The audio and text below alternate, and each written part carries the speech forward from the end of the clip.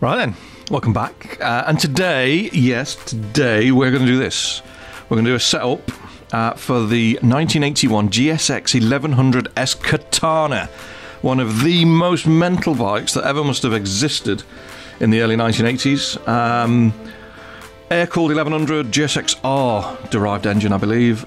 Pretty weighty, pretty meh as stock. Throw the kitchen sink at it, including a lovely, lovely titanium Yoshimura exhaust, and we end up there 135 horsepower, 230 kilos. So think slightly more ballsy 600 with your weekly shopping on the back, and you're about there.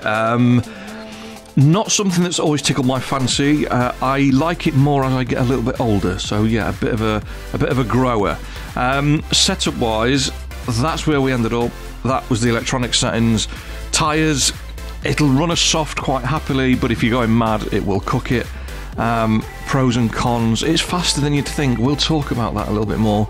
Air-cooled Zing. Yes, it's an air-cooled 1100. Very nice, very nostalgic. And it's got sharp handling. No? Alright, just me. I apologise. Cons. It's really slow. It's not particularly quick. Long wheelbase means it's slow to turn, slow to change direction, and it's got a bit of a ground clearance issue, which I tried to tune out with limited success. But we'll have a look at the three races. We used the classic naked trophy in the Asia League to do the three events and try and find a baseline setup. The first thing we needed to do was go in and do a 2 and 8 and put it to my 0 setup in effect, and then we stuck some softs in and we went racing, and it was a bit daft, to be honest. If you've watched the race videos, I tried to put in all the fails, for the want of a better phrase, and the AI were just on it. Some were big, some were little, some were somewhere in the middle. A little bit like my teeth today. But when we finally got away, the long wheelbase might make it slow to turn, but it makes it launch rather well for something that's only got 130 horsepower. There was a little bit of argy-bargy, so we could say that the Katana will take a hit and carry on. So we'll put stability as point number 4 on the pros. And again, a long wheelbase makes it reasonably competent on the brakes, but halfway around lap 1, trying to outdrag a ZX7RR, which says more about the Kawasaki than it does about the Katana. You can see we've got a slight temperature differential between the front and rear tyres. The front one is getting slightly warmer. The rear one's just, you see, getting on the gas, it's just sliding about a little bit. And that gradually increased as the race went on. It's only a 3 lap for Suzuki fast. It's not the longest race in the 4 and a bit minutes. So it was a bit short and sharp to try and work out where the energy was going and what we're going to do with the setup. So, it was a bit slow to turn in, the ground clearance was a bit dodgy, and we were cooking the front tyre. But when we actually went and looked at the times, it wasn't too bad. We did a 129.7 in the race, which would have put us 30th, thereabouts. So we set that as our target, and off we went to Sugo. Made a couple of changes. We dropped the front preload by 1. We increased spring rate, comp and rebound on the front end, and then I took 1 click off the spring rate on the rear just to try and get it to sit in a little bit better, and it worked. I mean, I wasn't expecting 4 or 5 seconds, but we went from a 129.7 to a 127.7, so we took 2 seconds off, and actually the bike behaved much better. It was much more stable. Yes, the time of day was slightly different, the temperatures were slightly different, but not big enough to make me think, that's what's worn the tyres up. The differential in temperature was very similar. What changed was the consistency in the bike. It was much easier to place into the corners, it was more stable on the brakes, it would hold the line better coming out. I wasn't grinding the engine cases and frame to absolute dust through the corners. Yes, she was a little bit nervous on the gas on the way out, but the payoff was that you could just drive out the corners and get it sliding about, which I don't think is a bad thing. If you want a little bit more stability, you can just turn the compression and rebound down to 0 on the back, and that will slow the movement down, it will close the oil pathways, and it will stop that rear shock moving sideways quite quickly. But I know there's no other AI riders, I get that, but we were out front for most of a lap on the race anyway, so it is a lot more stable, it's a lot more controlled, there's not as much pitching and yawing, there's not as much sideways movement, and he actually looks like he's enjoying it a little bit now. So yeah, the changes I think made quite a bit of difference. The only thing I would suggest is putting a medium front tyre in it. That'll give a bit more support on the front, it'll be a bit more consistent, and then it'll move a bit more energy into the rear will get a bit warmer, you get a bit more grip. The upshot is, it ended up 12th, which for a 1981 Katana, look at that leaderboard.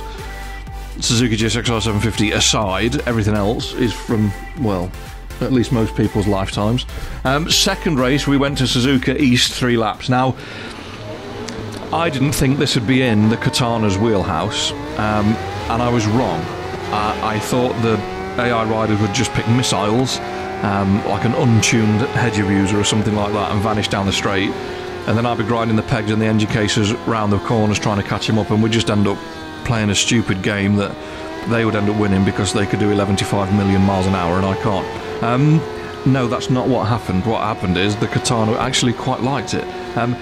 Again, there's a little bit of argy-bargy, but the AI give it out often enough, so every so often you've got to give a little bit back. Not that they remember. It's not like a game where you create a rival, although that might be something. That was a dirty overtake into the final left-hander before we go across the join in the circuits where all the bumps are, and it's nasty and horrible, and it's not particularly a nice bit of track. Past the XJR1300 that sounds like a twin, and then we play Draggy Draggy Do down the straight, and this is probably the biggest limitation of the bike, is it doesn't really want to go that fast. And I get it's a 1981 bike, I get it's air-cooled, I get it's 1100, I get it's not that quick. But when you get in 600s doing 180 miles an hour, I'm pretty certain a air-cooled 1100 would be able to pull more than 150 miles an hour down the straight to Suzuka. But again, that's just me, and I'm whinging because I can, and I shouldn't, and I won't, so I shan't. But lap 3 of 3, I was a little concerned that we weren't going to get it done. The energy spread through the tyres is very good, the bike's handling well, you've just got to turn in that little bit earlier than you would on something more modern for account of the wheelbase, the long, low kind of centre of gravity, and if all else fails you can just barge the AI out of the way, hug the inside line to stop them coming back at you, and there you go. But as a 3-lap race on a track where I didn't think the bike would work, it did work, so yes, never judge a book by a cover. I went a bit mad and did quite a lot of laps. It's only a short little circuit, only 50 seconds a lap, and we ended up on a 50.9. So, sorry, no, 50.7, no, 50.9, which again, a second quicker than we went in the race. We used a medium front, soft rear, just to try and balance out the scrub and the energy going into that front tyre. And the last of the 3, the final race of our trio, was at Okayama GP on the night, at night, during the night, not quite sure. So my apologies, Speedy, I know that you love night races, not, but we will do what we're given and we'll race what we're bid. I like Okayama, I like the GP circuit. The back end of the lap's a bit nadgery, but because it's a little bit off camber and it's tight and twisty and everything else, it's quite a good test of a bike, and it's a good test of a setup and where the grip is and how the power gets put down. Where we were losing out is down the huge back straight. The cat, I can't call it a cat. People refer to them as cats. People say cat, I think of Thunder Cat. Not the animated series, the slightly underwhelming Yamaha 600 from the 90s. But no, the Katana struggled a little bit for top end. I mean, it's really struggling to get on top of a MT9, I think it was there. But we persevered. It really didn't like the back end of this lap. It didn't like stopping, turning and going in quick succession. At Suzuka, there wasn't a massive amount of going and stopping between the bends up the snake. Here, it's brake, turn, accelerate, brake, turn, accelerate. And that's where the length and the weight and the low centre of gravity and its inability to swap direction at a reasonable rate of knots were kind of highlighted.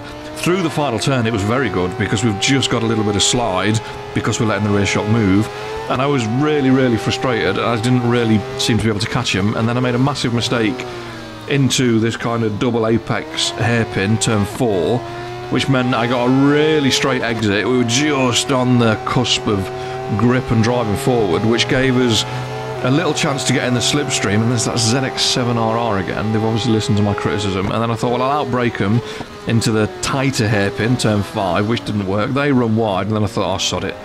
I'll just use it as a battering ram, and there you go. So it was dirty. It was dirty. I get that. But a win's a win. We were cooking the front tyre, even at night time. We were cooking the front tyre. I did go with a soft instead of a medium. Maybe a medium would have given me a bit more stability and a bit more corner speed, but beggars can't be choosers, and we did what we did, and we cooked the soft. We went testing, slightly longer lap, and we did a 133.1 in the race and a 131.7. So we took, what, a 1.4-ish out of it. We were 35th in the race, and we ended up 20th. Suzuki East, we ended up 5th, by the way. I forgot to mention that. So we had a 12th and a 5th, which I thought was reasonably good, and then a 20th at Okayama. So yeah, there you go. There's the setup. Give it a bash, give it a whirl. Remember, it's just a base. I'm not saying this is the ultimate setup. And if you've enjoyed it, don't forget to subscribe and like and all the usual jazz and bullshit that other people ask you to do that I don't really feel like doing, because I feel like I'm begging, and I don't want you to beg. I want you to come and enjoy it. But yeah, there you go. Old bike. If you like the Katana, you'll enjoy it. It's growing on me.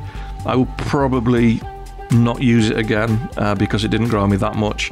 However, with those funky anodized blue wheels, no mirrors, and a filthy exhaust, she's quite a good looking bike.